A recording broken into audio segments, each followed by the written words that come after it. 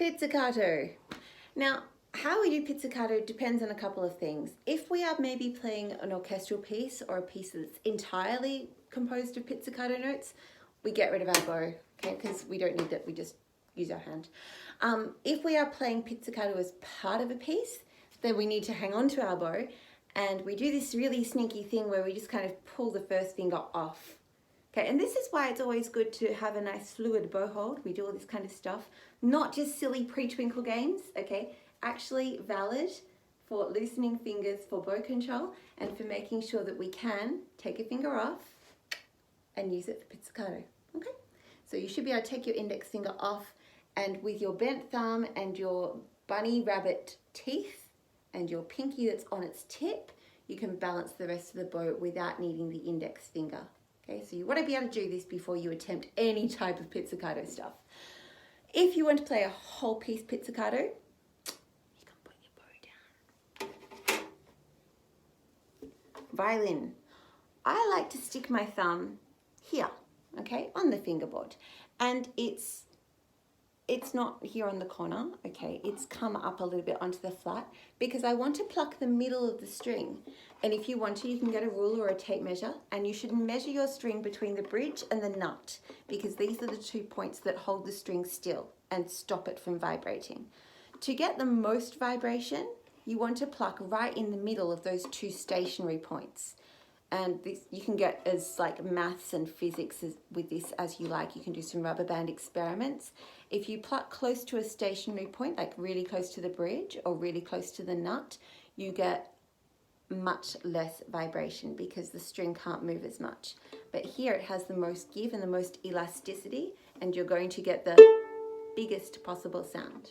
Okay, so let's do a pizzicato twinkle. And just because I find it a little easier to teach pizz in the middle of the violin rather than the edge, and we get a more resonant sound, let's play it in D major, starting on the D string. Okay, so my thumb's in here, like this, hi, and my finger can then pluck the 2 strings I want. I'm going to look at my strings because it's much easier to pluck them when I'm looking at them, okay? Ready, go. Pull the string up. A.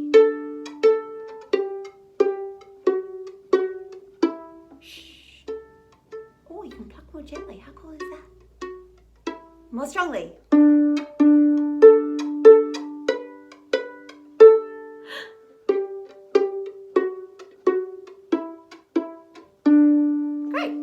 Now, if you're doing it as part of a piece, like maybe, at the end of Gossec Gavotte, the bow is still in your hand because you're going to use it and start playing again in a second.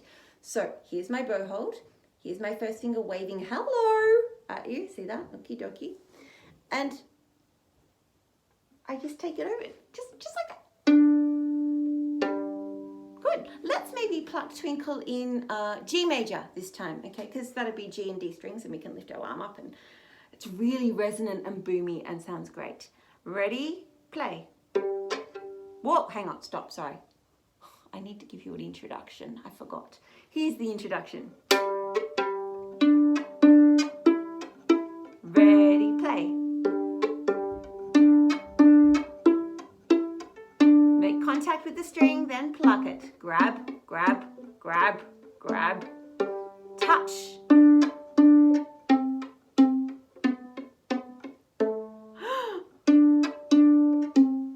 Oh, I forgot my echo. Sorry. Louder.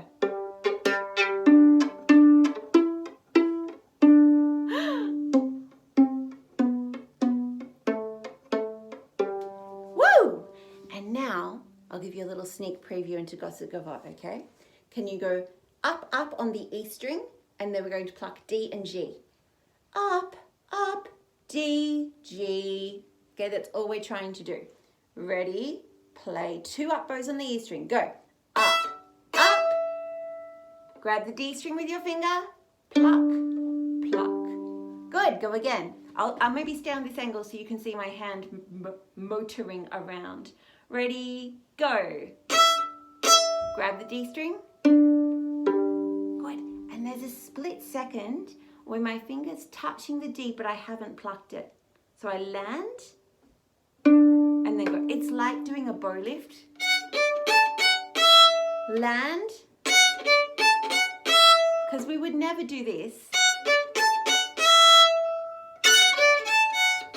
No, we always land first. Same with pizzicato. Up on the E string again. Ready, go. Grab the D string. Grab the G string. Great, go again. And D. Again. Good. Try not to snap your string back against the fingerboard, okay? If you yank it too hard, you're going to get that because it snapped back and hit the fingerboard, and that's really nasty. There's also a bit of danger that you can pull it off the bridge, so we should be gentle. One more time. Good, and remember I'm coming to that halfway point. I'm down here on the fingerboard. I'm not trying to pluck up here because I'll get rosin on my fingers, and the sound will be really tight. Now when I'm playing Gossec Gavotte, I go 1, 2. Third finger on D. How easy is that? 1, 2, 3. 1, 2.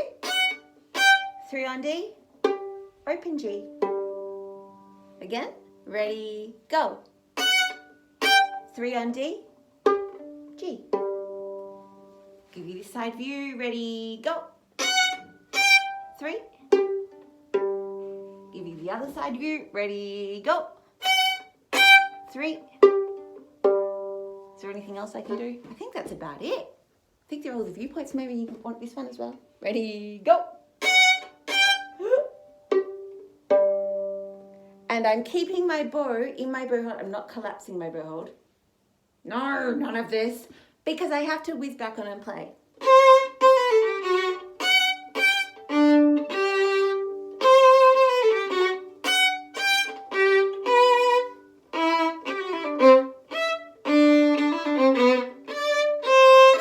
Ready, up, up. Right back on.